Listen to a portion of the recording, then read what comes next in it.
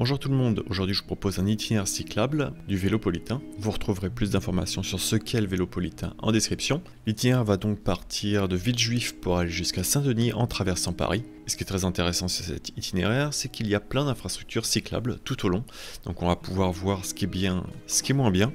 On commence d'ailleurs sur le trottoir qui est anciennement cyclable. Avant on devait circuler sur le côté droit, à travers les piétons, et puis maintenant ils ont aménagé une couronne à piste, c'est-à-dire une infrastructure cyclable temporaire, et comme on peut le voir, une fois qu'on s'insère dans la circulation, on le fait après le feu. Donc ici, j'en parlais dans le code du cycliste, il faut respecter le feu piéton qui est à droite pour pouvoir s'engager. Et par rapport à cette infrastructure cyclable, elle cumule deux problèmes, le fait du risque d'ouverture de portière qui se fait sur la piste, et les véhicules qui vont rentrer et sortir du stationnement sans forcément vérifier s'il y a quelqu'un qui est déjà présent sur cette piste. De plus, elle n'est pas séparée par les véhicules, donc il arrive qu'il y ait du double fil. On arrive ensuite sur ce rond-point que je trouve assez dangereux parce qu'il n'y a pas encore de séparateur physique entre les cyclistes et les véhicules, et donc, comme ici, il y a le risque de se faire couper la route par les véhicules provenant de la gauche. On arrive ensuite sur une voie bus partagée, et donc il faut cohabiter avec les bus, ne pas les doubler s'ils mettent leur clignotant pour repartir, bien vérifier qu'il n'y a pas des piétons qui traversent devant les bus qui sont arrêtés, et faire très attention quand on arrive devant les arrêts de bus à pas changer de fil parce qu'à cet endroit-là, le bitume est très endommagé par rapport au poids des bus qui déforment la chaussée. Donc des fois il y a des gros bosses, des gros trous. Faut faire super gaffe à ces endroits-là. La prochaine fois que vous passez devant un arrêt de bus, vérifiez, vous verrez effectivement qu'il y a des trous. Alors ça dépend effectivement du sol. Il y en a qui sont dans un matériau qui est plus résistant que d'autres. J'ai souvent eu des belles surprises à cet endroit-là, et c'est surtout au moment où on veut dépasser le bus qu'on se rend compte qu'il y a une déformation à la chaussée. Alors ici sur la gauche, au niveau du passage piéton, ça m'a bien fait rire car le passage piéton est vert vu que j'ai un feu rouge, mais les voitures qui tournent à chaque fois oublient que le feu piéton qui est parallèle à eux est également au vert, et ça m'arrive encore de me faire surprendre quelquefois. En résumé, à chaque fois que vous tournez, faites super attention s'il y a des gens qui traversent parce qu'ils auront forcément la priorité sur vous. Alors on vient de passer sur un petit bout de piste protégée, c'était en fait avant une ancienne voie de bus qui s'est retrouvée décalée, et je pense que le même destin sera réservé à cette voie bus partagée, car là pour rejoindre la porte d'Italie, pour l'instant c'est pas encore vraiment idéal. En fait le principal problème de ces voies bus, c'est que la place du vélo n'est pas forcément indiquée. Il y a un petit carré vert qui indique qu'il peut circuler ici, mais il n'y a pas vraiment d'indicateur qui permet au véhicule de savoir quelle distance laisser pour pouvoir dépasser un cycliste en sécurité. D'ailleurs, on va pouvoir le voir un petit peu plus loin. Ici, j'effectue un dépassement et il y a un véhicule qui va choisir de me dépasser exactement au même moment que mon dépassement. Et donc, je pense que dans la tête du chauffeur, c'est ok, il peut rouler juste en dehors de la bande cyclable. Il n'a pas besoin de laisser d'espace.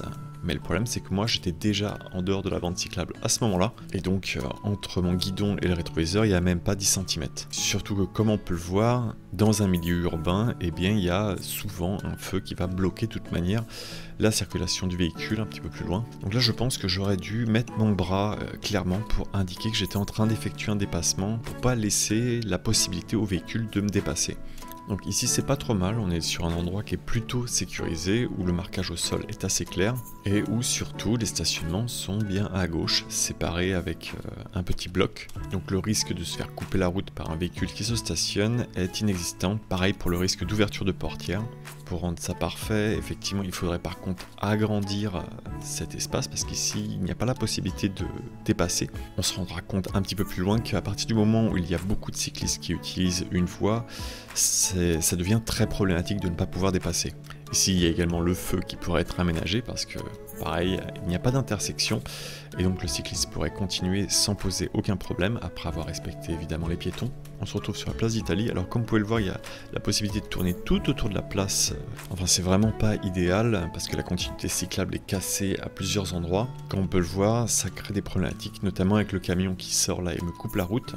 Si j'avais continué tout droit, et bah ça aurait été embêtant pour moi. Normalement, il était prévu que la place soit complètement refaite et livrée l'année dernière, mais les travaux ont pris énormément de retard. Une piste cyclable était prévue pour faire tout le tour, 4 passages piétons pour pouvoir accéder au centre. Pour l'instant, il n'y en a que 2. Avant 2019, il n'y avait qu'un seul passage piéton qui accédait au centre. C'est dire la place qu'a encore la voiture dans Paris. C'est assez incroyable de voir des espaces verts comme ça complètement coupés au milieu de nulle part, au milieu effectivement de ce rond-point, et de ne pas le rendre vivant du tout. C'est vraiment super triste, je trouve. Heureusement qu'il y a quelque chose dans Paris qui se fait de plus en plus rare, parce qu'il y a la place de la Nation qui a été refaite, la place de la Bastille et également la place de la République. Alors, petit retour à la vidéo, ici on arrive sur des endroits où les feux sont vraiment complètement inutiles, enfin de mon point de vue, parce que le seul danger qui peut arriver de gauche, c'est des bus, des cyclistes ou des taxis, et donc en serrant à droite et en leur laissant la priorité, il n'y a pas de problème. On peut d'ailleurs voir que pas mal de personnes ne respectent pas le feu et tout se passe très bien. Et sur ce second feu, même problème, surtout qu'à droite, eh bien, c'est une voie qui est coupée de la circulation. Et le petit triangle ne permet que de tourner à droite. Enfin, dans l'absurde, je pourrais aller à droite et ressortir et me réengager tout de suite, étant donné qu'il n'y a pas de feu sur la droite. Mais bon, le simple petit ajout d'un triangle aller tout droit réglerait le problème. C'est d'ailleurs ce que j'ai expliqué à l'abonné que j'ai croisé juste là, avec qui je suis en train de rouler maintenant. Par pur hasard, parce que j'étais en train d'attendre au feu, il me demandait pourquoi je m'arrêtais au feu. C'est vrai que si j'aurais roulé sans faire cette vidéo du Vélopolitain, je me serais probablement pas arrêté à ce feu-là. Quand je fais les vidéos du Vélopolitain, je veux montrer effectivement l'arrêt à chacun des feux pour pouvoir montrer qu'un réaménagement de ce feu est possible. Alors ici, ce passage-là, j'aime vraiment pas parce que c'est un espace qui est partagé entre les taxis et les bus et où c'est vraiment pas clair. Là, on va pouvoir voir sur la gauche qu'on coupe en plein milieu de la place et que sur la droite, on peut rejoindre par exemple le trottoir. Et pareil, une fois qu'on va arriver au bout de ce pont, pour se réinsérer dans la circulation, c'est une catastrophe. Surtout qu'il n'y a pas vraiment d'endroit pour s'arrêter. On peut d'ailleurs voir le cycliste avec qui je circulais essayer là de tourner à gauche alors que l'accès est un petit peu plus loin et il n'y a que la place pour 2 cyclistes de s'arrêter en plein milieu. Surtout que pendant ce temps-là, il y a la circulation qui continue derrière nous et devant nous au même moment, donc c'est vraiment pas un endroit très agréable pour s'arrêter. Et une fois qu'on souhaite se réengager, pareil, là je veux aller à gauche, mais je ne peux pas, il faut que je réattende une nouvelle séquence de feu pour pouvoir m'engager. C'est pour ça qu'à cet endroit-là, quand je ne fais pas le Vélopolitain, j'évite d'utiliser les pistes cyclables, parce qu'on doit tout le temps céder la priorité. Là on voit qu'encore une fois, il va falloir que j'attende pour pouvoir rejoindre le centre. Alors que si dès le début j'avais continué sur la chaussée, eh bien je n'aurais attendu à aucun moment. Et c'est une règle que l'on peut retrouver malheureusement souvent. Les motorisés ont souvent des itinéraires plus courts et plus pratiques que les cyclistes. Ce qui n'est évidemment pas une bonne solution si on veut encourager les mobilités douces. Parce que c'est la même chose pour les piétons, on doit attendre 3 fois pour pouvoir traverser. Bon, par contre, une fois qu'on a réussi à rejoindre le centre du boulevard de la Bastille, et bien ici on est vraiment bien, on peut être même à 3 de front. Moi, avec l'invité du jour, où j'étais en train de discuter, et où on peut effectivement dépasser et se croiser sans aucun problème ici. Alors là sur la droite, j'ai remarqué ça il n'y a pas très longtemps, il est possible au niveau du feu de pouvoir tourner à droite. Et c'est super pratique, ça permet de rejoindre Gare de Lyon. Et sinon on continue pour pouvoir rejoindre le centre de la place de la Bastille qui a été réaménagé maintenant. Alors c'est encore très loin d'être idéal, même si la piste centrale est bien séparée. Le problème ici c'est de pouvoir rejoindre les autres rues et boulevards. Et ce qui est vraiment très dommage ici, c'est qu'ils ont conservé les feux. Il y aurait pu avoir simplement un système de priorité, je pense que ça aurait été moins compliqué et il y aurait eu moins de risques. Alors quand je parle de ça, je vous renvoie vers le Share Space Design qui a été imaginé en Angleterre et où, en plein milieu d'une place comme celle-ci, il n'y a absolument aucun signe, ce qui oblige les différents usagers à ralentir et à faire attention aux uns aux autres. Parce que le problème d'un feu, c'est qu'une fois qu'il est vert, les personnes qui ont ce feu vert vont faire beaucoup moins attention aux autres usagers et vont se focaliser sur leurs priorités. Il y a des expérimentations d'ailleurs qui ont été faites dans le 14e arrondissement, pareil vous retrouvez toutes les informations en description, où des feux ont été supprimés pour pouvoir tester si la cohabitation fonctionnait bien sans cette infrastructure. Alors, il a été prouvé qu'il y a plusieurs avantages à ça, une réduction de la pollution, une réduction du bruit, mais malheureusement, les piétons, eux, se sont sentis moins en sécurité parce que le passage piéton n'était globalement plus respecté. C'est d'ailleurs un triste constat parce que je vous renvoie à une vidéo que j'avais fait par rapport à ça sur la création d'un feu rouge qui a été mis en place car de nombreux usagers ne respectaient pas les piétons à cet endroit-là. Alors nous voilà maintenant sur cette piste cyclable qui est vraiment mal foutue parce que elle est trop étroite et on ne peut pas dépasser. On va voir à chaque fois d'ailleurs que je me retrouve derrière des cyclistes que je suis bloqué et qu'il faut que j'attende le bon moment pour pouvoir dépasser en sécurité. Cette piste n'est heureusement pas obligatoire. Et il y a aussi un autre problème sur cette piste, c'est qu'à chaque fois bien qu'il y a des marchés, elle se retrouve neutralisée. Et donc voilà, on va voir qu'un petit peu plus loin, je ne serai pas passé par la piste parce que je vois effectivement un groupe de cyclistes qui s'engagent sur cette piste. Et là, je sais que ça va être très long de pouvoir tous les redépasser parce qu'à chaque fois, c'est vraiment un exercice d'équilibriste. Et ensuite, quand on arrive au bout de cette piste, là, il faut le savoir, il y a un sas vélo. Et quand le feu est rouge, il faut vraiment en profiter pour aller sur le côté droit du sas parce que la piste change de côté. Mais il n'y a rien qui l'informe et c'est d'ailleurs vraiment dommage de ne pas avoir continué cette piste tout droit pour la faire traverser un petit peu plus loin. D'ailleurs, si ça vous intéresse que je fasse une analyse spéciale sur ce petit endroit et comment le réaménager, n'hésitez pas, ça pourrait être un sujet intéressant. Alors c'est vrai que c'est pas évident quand je fais une analyse du Vélopolitain de pouvoir parler de quelque chose qui va intéresser effectivement tout le monde parce que c'est très centré sur Paris. Donc n'hésitez pas à me dire, tous ceux qui n'habitent pas Paris, ce que vous appréciez effectivement dans ce format et ce que vous souhaiteriez voir en plus, qui le rendrait plus intéressant, si je parle du côté historique, etc.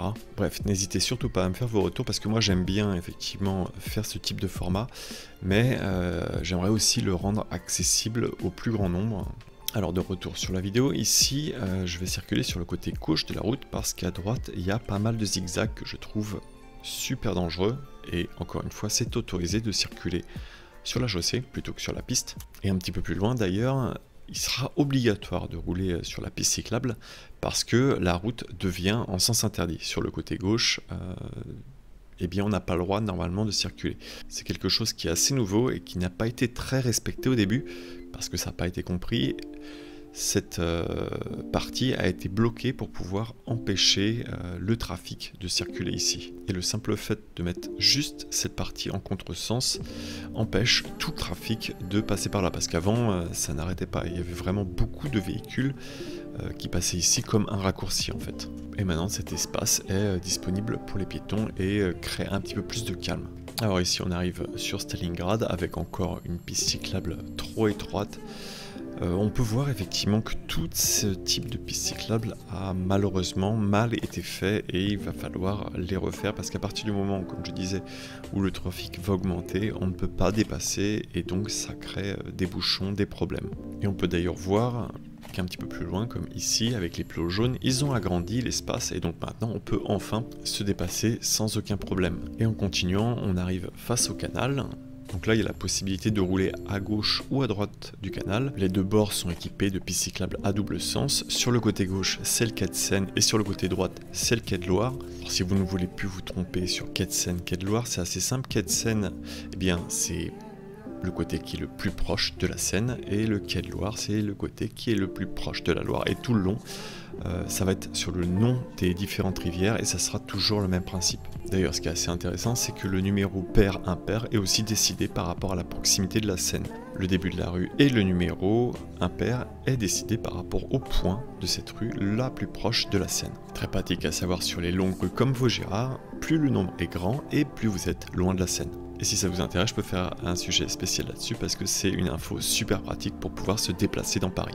Pour revenir à la vidéo, je préfère d'ailleurs rouler sur le quai de Seine plutôt que sur le quai de Loire parce que de ce côté-là, la piste cyclable est mieux aménagée. Il y a une séparation physique claire entre l'espace piétonnier et l'espace cyclable qui est plus bas, chose qui n'est pas le cas de l'autre côté et qui crée plein de conflits. Ici, je vous laisse profiter rapidement du seul pont-levis de tout Paris qui permet de rejoindre l'autre côté du canal qui, lui, permettra d'aller vers Puteaux sur la ligne 2. D'ailleurs, c'est aussi un endroit qui est très intéressant parce qu'il y a un projet d'aménagement du parc de la Villette pour pouvoir permettre aux cyclistes de circuler dans ce parc parce qu'actuellement, il y a pas mal de conflits entre les piétons et les cyclistes.